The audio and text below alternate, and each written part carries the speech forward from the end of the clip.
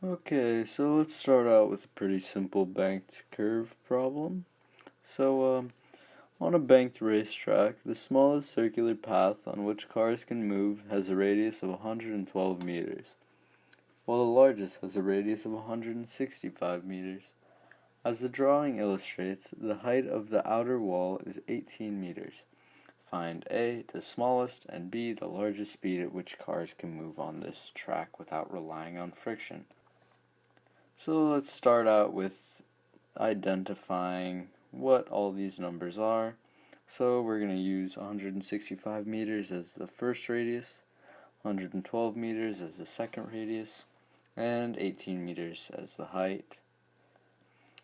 So just write it out here. Da, da, da, da. And so in basic trigonometrics, tan of theta is equal to sine of theta over cosine of theta.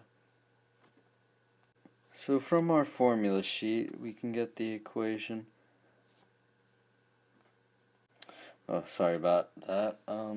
So in this problem, sine is the y value and cosine is the x value, just like almost anything. So the y value, which would be h, would be 18, and the cosine value was the x, but since we have two radii, we're going to have to find the difference between the two. So the largest minus the smallest, so 165 minus 112. So, from our formula sheet, we have the equation tan of theta is equal to velocity squared over the radius times gravity. We can use that because we're trying to find the smallest and largest speed at which the cars can move on this track without relying on friction. This equation involves radii and angles, which we have. And we can manipulate this equation to solve for velocity. So to do that, with just some simple algebra, you can get velocity is equal to the square root of tangent of theta times the radius times gravity. So, like we didn't do before, we need to find out what the value of theta is. So 18 over 165 minus 112 would be 18 over 53.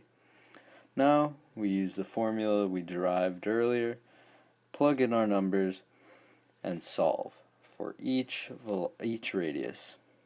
So 18, square root of 18 over 53 times 112 times 9.81 is equal to 19.32 meters per second.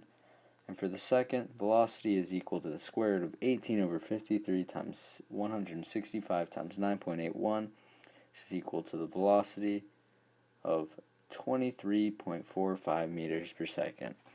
So, to answer the question of the smallest and the largest speed at which cars can move on this track without relying on friction, the answer would be 19.32 meters per second as the smallest and 23.45 meters per second as the largest.